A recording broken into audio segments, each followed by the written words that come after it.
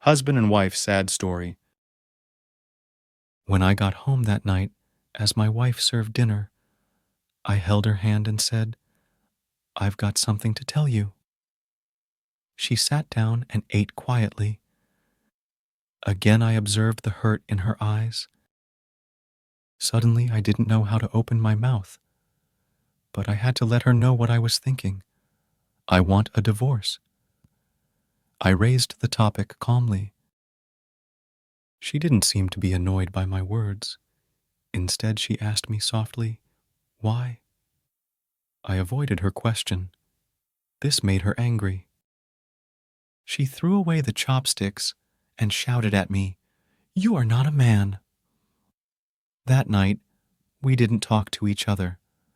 She was weeping. I knew she wanted to find out what had happened to our marriage, but I could hardly give her a satisfactory answer. She had lost my heart to Jane. I didn't love her anymore. I just pitied her.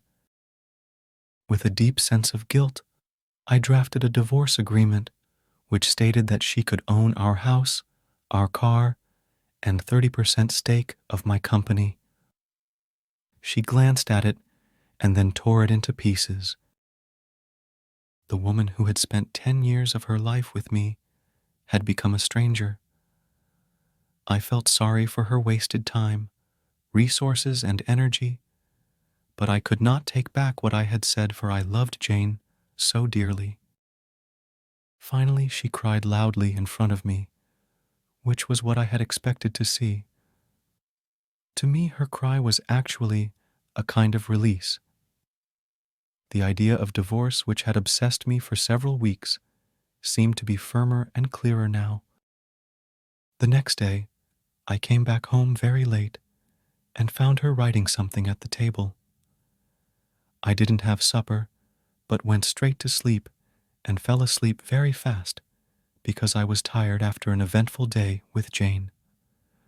When I woke up, she was still there at the table writing. I just did not care, so I turned over and was asleep again. In the morning, she presented her divorce conditions. She didn't want anything from me, but needed a month's notice before the divorce. She requested that in that 1 month, we both try to live as normal a life as possible. Her reason for this conditions were simple.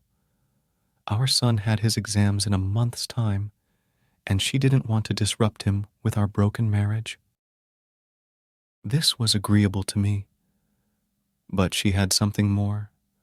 She asked me to recall how I had carried her into out bridal room on our wedding day. She requested that every day for the month's duration, I carry her out of our bedroom to the front door every morning.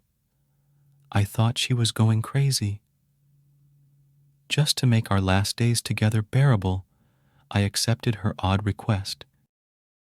I told Jane about my wife's divorce conditions. She laughed loudly and thought it was absurd. No matter what trick she applies, she has to face the divorce, she said scornfully. My wife and I hadn't had any body contact since my divorce intention was explicitly expressed. So when I carried her out on the first day, we both appeared clumsy.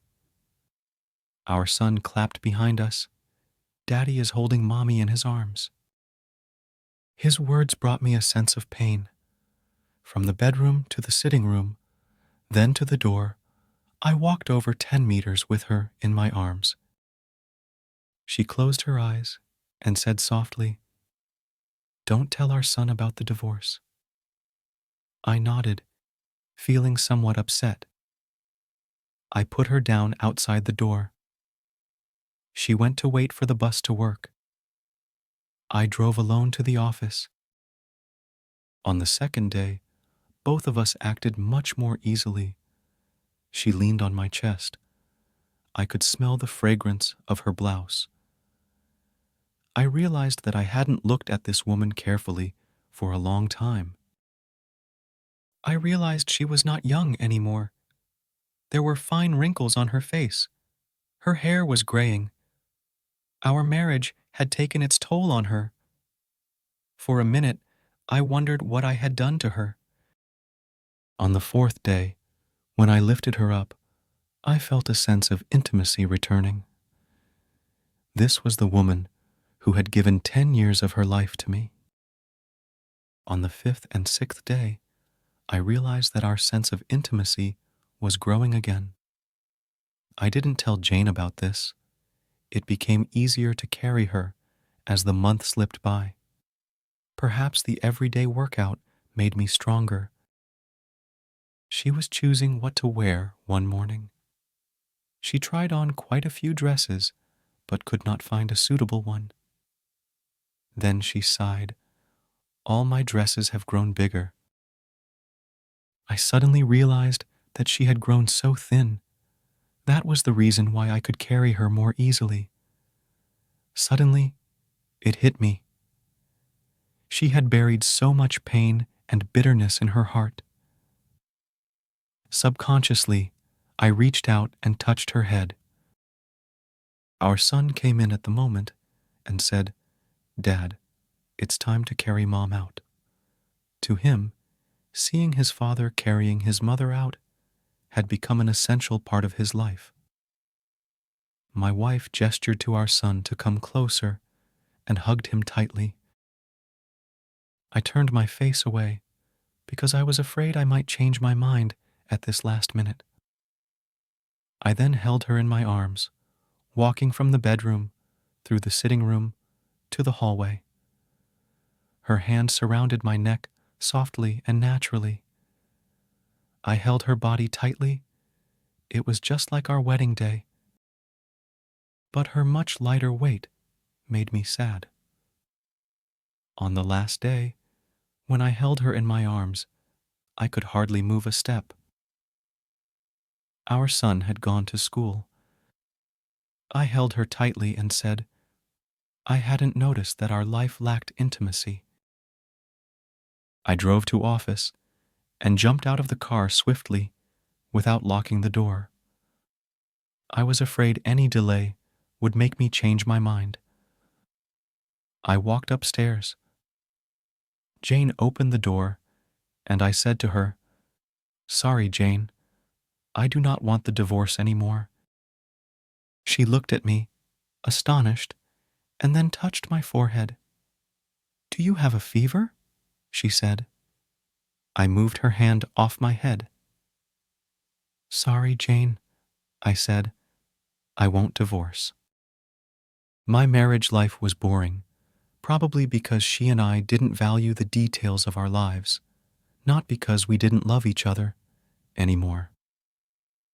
Now I realize that since I carried her into my home on our wedding day, I am supposed to hold her until death do us apart.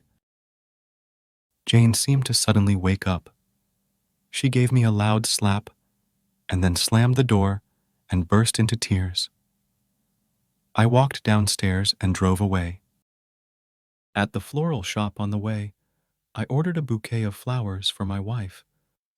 The salesgirl asked me what to write on the card.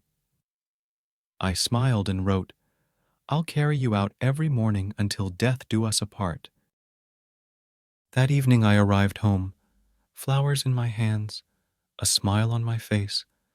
I run upstairs, only to find my wife in the bed, dead. My wife had been fighting cancer for months, and I was so busy with Jane to even notice. She knew that she would die soon, and she wanted to save me from the whatever negative reaction from our son, in case we push through with the divorce. At least, in the eyes of our son, I'm a loving husband